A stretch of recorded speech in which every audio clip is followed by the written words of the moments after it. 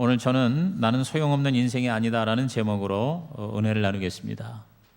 어떤 일을 열심히 했는데 아무것도 얻은 것이 없다면 소용없는 일이죠. 인생을 열심히 살았는데 아무것도 이룬 것이 없고 남긴 것이 없다면 정말 허무한 일일 것입니다. 올해도 열심히 살았지만 열매가 없고 결과가 좋지 않았다면 소용없는 삶에 불과할 것입니다. 이제 우리는 더 이상 소용없는 일과 인생을 청산하고 다가오는 새해에는 무슨 일이든지 소용이 있고 열매가 있고 효과적이고 성공적인 삶을 사시기를 주의 이름으로 축복합니다. 이미 고전이 되었죠. 우리 스티븐 코비가 쓴 성공하는 사람들의 7가지 습관이라는 책이 굉장히 많은 사람에게 영향을 주었어요. 세븐 헤비스라고 보통 얘기하는데, 근데 거기서 그 성공하는 사람들이 원래 제목은 Effective People이에요. Seven Habits of Effective People, 즉 효과적인 사람들의 7가지 습관이다 그랬어요. 그러니까 성공이라고 하는 것은 효과와 효율이 있는데, 우리가 잘 아는 대로 효과는 방향입니다. 방향, 내가 제대로 가는가 하는 삶의 목적과 방향이고, 효율은 바로 속도예요. 속도. 얼마나 빠른 시간에 얼마나 많은 것을 만들어내느냐 하는 생산성이 효율이라고 그럽니다. 효율성이 높다고 그러잖아요. 그런데 내가 아무리 정말 바쁘게 살고 많은 일을 하고 다른 사람보다 몇 배의 삶을 살았다 할지라도 마지막에 여기에 도착해 보니까 영 엉뚱한 곳에 와 있다. 다시 말해서 효과가 없는 인생이 되고 마는 거죠. 이른바 소용이 없는 인생이 되고 마는 거죠. 오늘 이 본문을 보니까요, 여기에 나와 있는 이 지도자들이 정말 효과가 없고 소용이 없는 그런 짓을 하고 있습니다. 복음을 전하다가 잡힌 이 사도 바울을 신문하는 이 벨릭스라는 총독, 그리고 또 바울을 너무 미워해서 죽이고자 하는 유대의 지도자들, 모두 다 지금 소용없는 짓을 하고 있어요. 오늘 저와 여러분은 이 연말이 되니까 한 해를 돌아볼 때 정말 내가 열심히 살았는데 정말 소용없는, 정말 허무한 인생이 되지는 않았는가 한번 돌아보면서, 저는 이 연말을 당할 때마다 단지 한 해의 마지막이 아니라 인생의 마지막을 생각해 봐요. 우리가 일평생을 살았는데, 인생은 살고 사랑하며 배우며 남기는 거라고 그랬는데, 열심히는 살았는데 사랑하지 못한 게 있고 배우지 못한 게 있고 또 남긴 것이 없다. 얼마나 허무할까. 정말 인생을 마무리를 잘해야지 하는 생각을 하게 하는 것이 바로 연말의 분위기인 것 같아요. 오늘 저와 여러분, 이제 올해 우리를 돌아보면서 새해를 맞이할 때 반드시 내년에는 소용없는 인생이 아니라 소용 있는 인생이 되기를 주의 이름으로 축복합니다. 그럼 소용없는 인생이 도대체 어떤 인생일까? 본문을 보니까 우선 첫째로 듣기만 하는 인생이 소용이 없더라고요. 듣기만 하는 인생. 여기 이 총독, 이 벨릭스는 바울을 만나서 말씀을 들었는데 듣기만 했지 믿지를 않았고 또 행하지를 않았음을 봅니다. 24장 24절에 보니까 수일 후에 벨릭스가 그 아내 유대 여자 드루실라와 함께 와서 바울을 불러 그리스도 예수 믿는 도를 듣거늘 그랬어요. 부부가 함께 그리스도 예수 믿는 도가 뭐예요? 바로 기독교죠. 복음이죠. 그걸 들었어요. 이 바울이 이 총독을 만났을 때 얼마나 최선을 다해서 복음을 전했을까 생각해 봅니다. 그 당시 총독이면 그 유대 땅 전체의 실질적인 최고의 지도자죠. 그 지도자 로마의 총독을 예수 믿게 하면 얼마나 큰 영향력이 있을 것인가. 대단했을 것이에요. 그래서 정말 이 바울이 이 총독을 회심시키면 바울도 굉장히 유익하고 총독도 유익할 뿐만 아니라 하나님의 나라에 얼마나 정말 도움이 되겠어요. 그러니까 얼마나 열심히 전했겠어요. 근데 이 벨릭스가 그 바울의 그 간절한 또 열정적인 설교를 들었어요.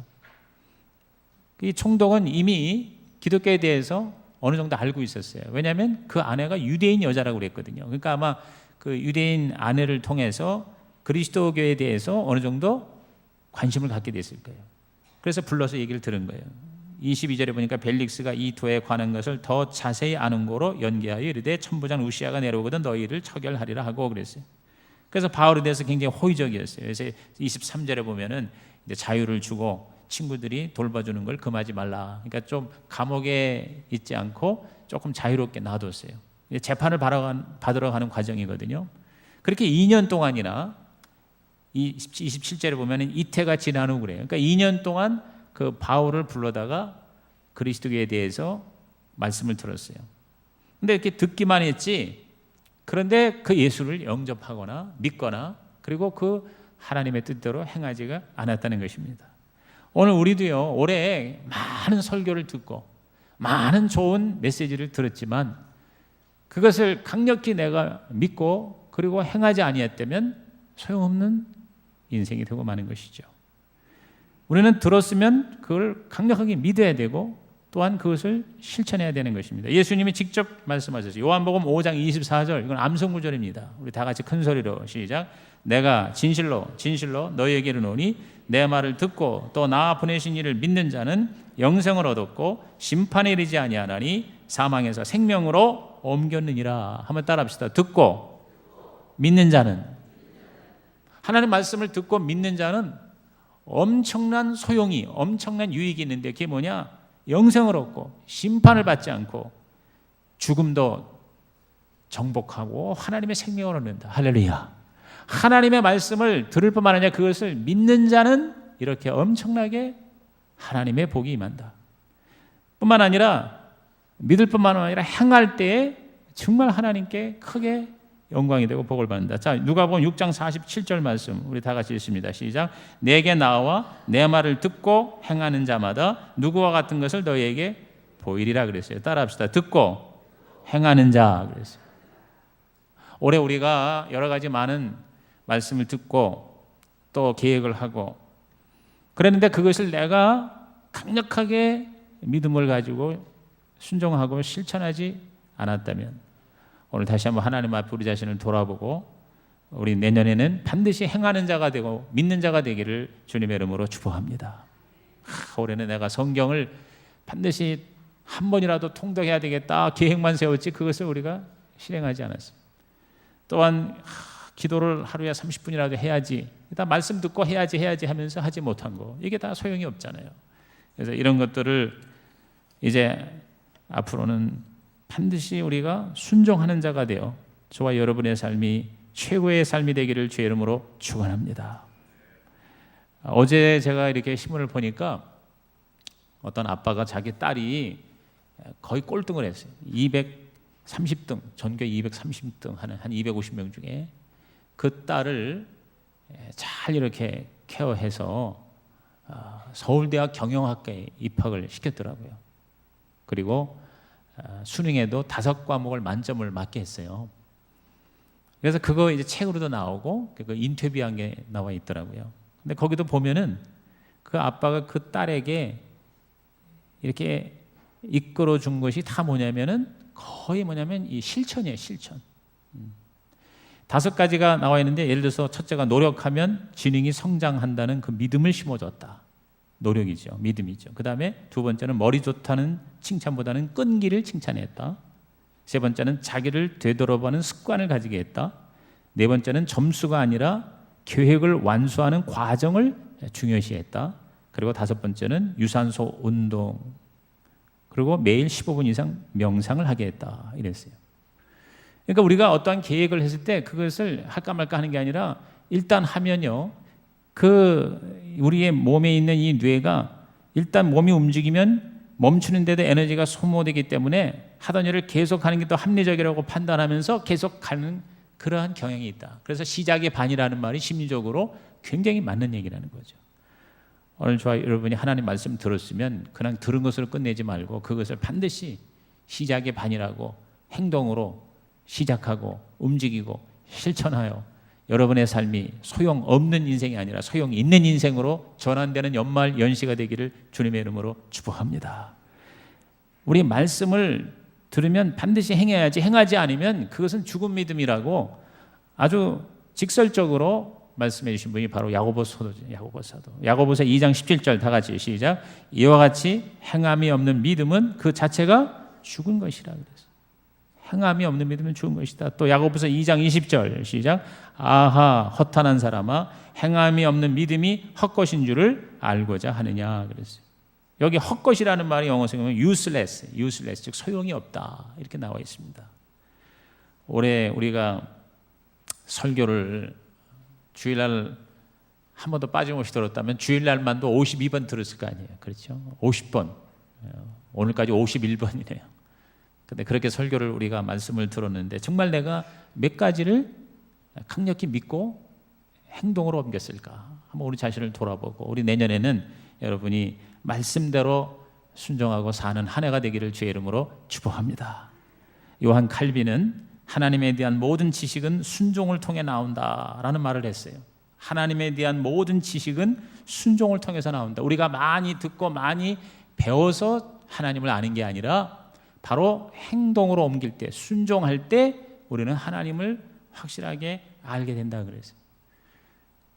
어떤 트럭 운전사가 중학교도 제대로 졸업을 못해서 책이라고는 전혀 읽지를 못했었는데 근데 성경을 읽고 회심을 했어요. 예수를 믿고 그때부터 기도하고 그리고 말씀대로 사는 행복한 삶을 살게 됐어요. 자기 아내 전도를 했는데 이 아내가 자꾸 그냥 질문만 하는 거예요. 계속 이것저것 받아들이지 않고 질문만 하니까 이 남편이 그런 얘기를 했다는 거예요. 여보, 그대로 살아야 돼. 그래야 이해할 수가 있어. 밖에서는 도무지 알 수 없고 그 안으로 들어가야 돼. 아니면 그게 당신 안으로 들어오든지 그랬다는 거예요. 요한 칼빈의 글이라고는 단 한 줄도 읽은 적이 없는 이 남편이 진짜 자기가 체험하고 순종함으로 하나님을 알게 되니까 자기 아내에게 자꾸 질문해야 소용없어. 그냥 살아야 돼. 이렇게 말씀했다는 거예요. 오늘 여러분 들은 말씀을 그대로 살아서 반드시 우리의 인생이 다가오는 새해에는 아니 남은 인생에 소용이 있고 정말 하나님 앞에 영광이 되고 가치가 되는 삶이 되기를 주의 이름으로 축복합니다. 두 번째로 소용이 없는 인생을 가만히 여기 들여다보니까 두려워할 때 소용이 없는 거예요. 여기 이 벨릭스 총독은 말씀을 듣고 믿음을 가지는 대신에 두려움을 갖게 됐어요. 자, 24장 25절에 보니까 바울이 의와 절제와 장차 오는 심판을 강론하니 벨릭스가 두려워하여 대답하되 지금은 가라. 내가 틈이 있으면 너를 부르리라 그랬어요. 그러니까 바울이 와서 말씀을 전할 때 이 총독이니까 기분 좋게 이렇게 아첨하듯이 아부하듯이 그렇게 복음을 전한 게 아니에요. 그대로 있는 그대로 전한 그게 뭐예요? 의와 절제와 장차 오는 심판이라 그랬어요. 여러분 십자가의 도가 그렇게 만만한 게 아닙니다. 굉장히 단순하고 굉장히 쉽지만 그러나 결코 값싼 은혜가 아니에요. 의, 절제, 심판 이런 것들은 결코 듣기 좋은 말이 아니에요. 환영하는 주제가 아니잖아요. 하나님 앞에 죄를 멀리하고 의롭게 살아야 되고 그러기 위해서는 절제해야 되고 그리고 심판 앞에 내가 진짜 거리낌이 없이 그렇게 살아야 된다. 이런 말을 들을 때 특히 심판에 대한 메시지를 들었을 때 이 총독은 두려움이 임했던 것 같아요. 여러분 하나님의 말씀을 우리가 들을 때 하나님 저와 여러분에게 두려움을 주려고 말씀을 주신 게 아니에요. 그 말씀을 믿을 때 저와 여러분이 의심이 사라지고 두려움이 사라지고 강력한 하나님의 믿음이 저와 여러분을 견고하게 하기를 주의 이름으로 축원합니다. 하나님은 우리에게 두려움을 주지 않으십니다. 두려움은 사탄이 주는 것입니다. 그래서 디모데후서 1장 7절 그 유명한 말씀 다 같이 읽습니다. 하나님이 우리에게 주신 것은 두려워하는 마음이 아니요 오직 능력과 사랑과 절제하는 마음이니 그랬어요. 능력, 사랑, 절제하는 마음이 우리 가운데 임할 때 우리들은 소용이 있는 인생이 된다는 거죠. 하나님이 말씀을 주신 것은 결코 우리를 겁박하기 위해 준 게 아니에요. 우리를 유익하게 함이라고. 예레미야 선지자가 예레미야 29장 11절에 뭐라고 했습니까? 시작. 여호와의 말씀이니라 너희를 향한 나의 생각을 내가 아나니 평안이요 재앙이 아니니라 너희에게 미래와 희망을 주는 것이니라 그랬어요. 미래와 희망을 주는 말씀 아멘으로 받으시기를 주의 이름으로 축복합니다. 새해라는 이 선물 그게 바로 우리에게 희망을 주는 거예요. 우리에게 미래를 다시 한번 주시는 거예요. 근데 그 말씀을 우리가 정말 믿음으로 받아들이지 않으면 오히려 그 말씀이 걸림돌이 되는 거예요. 그래서 예레미야 18장 10절에 만일 그들이 나보기에 악한 것을 행하여 내 목소리를 청종하지 아니하면 내가 그에게 유익하게 하리라고 한 복에 대하여 뜻을 돌이키리라 그랬어요. 오늘 여러분이 계속 이 예배를 통해서 설교를 통해서 주신 하나님의 말씀이 여러분에게 재앙이 아니라 하나님의 위대한 축복과 소망이 되기를 주의 이름으로 축원합니다. 그러면 우리는 말씀을 즐거워해야 돼요. 하나님의 말씀을 기쁘게 받아들이는 두려움을 떨쳐버리고 의심을 떨쳐버리고 믿음과 즐거움으로 말씀을 받아야 됩니다. 시편 119편 174절에 여호와여 내가 주의 구원을 사모하여 싸우며 주의 율법을 즐거워하나이다 그랬어요. 올해 여러분 두려움 때문에 못한 것이 무엇입니까? 오늘 이 예배를 통해서 이 두려움이 십자가에 못 박히기를 주의 이름으로 축원합니다. 우리는 두려움이 우리를 더 가치 있게 더 소용 있게 사는데 굉장한 장애물이 됩니다. 내가 좀 더 깊이 들어가면 상처를 받을까 두려워하는 사람들이 많아요. 예전의 기억, 이전 교회에서 어떤 봉사하다가 상처를 받은 그런 기억이 있는 사람들이 좀처럼 들어오려고 하지를 않아요. 하나님께서 우리에게 하라고 하신 명령을 순종하면 엄청난 복을 받을 텐데 우리가 그걸 자꾸 두려워합니다. 혹시 내가 전도하다가 수치를 당하고 실패를 하면 어떨까? 이 실패에 대한 두려움 때문에 아예 시도조차 하지 못하는 경우가 있죠. 여러분 자전거도 가만히 보면은 타고 싶은데 많은 사람이 두려워서 못하는 경우가 많습니다. 넘어질까 봐, 사고 날까 봐, 또 누가 뭐라 그럴까 봐 이러한 두려움 때문에 우리들은 정말 내가 좀 더 풍성하게 살 수 있는 기회를 놓치고 마는 것이죠. 우리 새해에는 여러분이 진짜 하나님이 여러분 시키신 일, 여러분에게 정말 유익하고 가치 있는 일은 두려움이 아니라 기대와 소망과 희망을 가지고 믿음으로 전진하여 최고의 한 해가 되기를 주의 이름으로 축복합니다. 세 번째로 이렇게 이 장면을 보니까 소용없는 인생이 되는 이유는 탐욕이 있었기 때문이구나. 탐욕으로 가득 찬 인생이 소용없는 인생이에요. 여기 벨릭스 총독은 진짜 중요한 것을, 즉 영적인 은혜를 놓치고 물질적인 뇌물을 추구하는 모습을 보게 됩니다. 자, 24장 26절 보십시오. 동시에 또 바울에게서 뭘 받을까? 돈을 받을까 바라는 거로 더 자주 불러 같이 이야기했다 그랬어요. 그러니까 바울을 불러다가 말씀을 듣는 목적이, 동기가 순수하지가 못했던 거예요.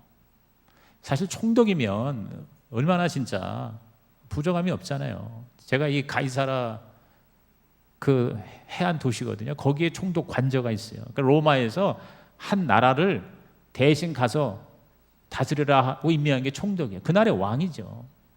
거기 뭐 굉장히 궁전도 그렇고 대단합니다. 그런데 거기에 더 탐욕이, 욕심 있는 거예요. 그러니까 바울을 가만히 보니까 이게 좀 죄수의 몸으로 끌려왔지만 많은 곳에 교회를 세우고 수많은 신자들이 추종을 하고 하니까 굉장히 돈이 많을 거라고 생각한 거예요. 그래서 바울을 통해서 돈을 받을까 하고 자주 불러서 이야기했다 그랬어요.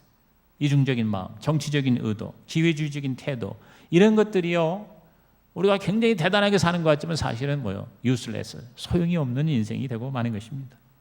새로 부임했던 새 총독 베스도도 유대인의 환심을 사고자 하는 정치적인 목적을 가지고 바울을 이용합니다. 24장 27절에 보니까 이태가 지낸 후 보르기오 베스도가 벨릭스의 소임을 이어받으니 벨릭스가 유대인의 마음을 얻고자 하여 바울을 구류하여 두었다 그랬어요. 오늘 우리들이 어떤 일을 선택할 때 그 마음에 진짜 그 동기가 순수하고 그 목적이 우리 거룩한 소원이 될 때 우리는 결과가 좋을 수 있지만 그렇지 못하면 나중에 소용이 없는 마지막이 되고 만다는 것이죠. 처음에 특히 젊었을 때 어떤 인생을 선택하느냐가 그 인생 전체를 결정하는 경우 우리를 많이 보게 됩니다. 그래서 저는 늘 그 3G로 시작되는 그러한 선택을 한다. 첫째 G가 godly, 즉 경건한, 거룩한 선택을 해야 되고, 두 번째가 great, 위대한 선택을 해야 되고, 세 번째가 good, 즉 선한, 착한, 좋은 선택을 해야 한다. 이렇게 여러 번 말씀을 드리고 있습니다만, 여러분 그 골프를 칠 때 보면은 처음에 그 클럽 페이스가 볼을 딱 때릴 때 1도만 방향을 틀리게 때려도 나중에는 90도, 100도 오비가 나는 거예요. 작은 차이지만 처음에 그 출발이, 선택이 잘못되면 결국 뭐예요? 전체가 다 망가진다는 것이죠. 그렇습니다. 우리가 정말 우리 하나님 앞에 탐욕과 욕심이 아니라 거룩한 소원, 정말 우리에게 필요한 그러한 목적을 하나님이 나에게 주신 그 선택을 할 때 저와 여러분의 삶은 가장 소용 있는 인생이 될 줄로 믿는 것입니다. 탐욕이 개개인에 속한 문제가 아니라 사회 전체에 큰 영향을 준다고 하는 이러한 사실을 우리는 깨달아야 합니다. 최근에 여러분 그 조사 통계를 여러분도 들으셨는지 모르겠습니다. 우리나라 고등학생에게 물어봤는데 44% 거의 절반이에요. 44%의 우리 자녀들이 고등학생들이 현금 10억이 생긴다면 1년쯤은 감옥에 가도 괜찮다 이렇게 대답을 했다는 거예요.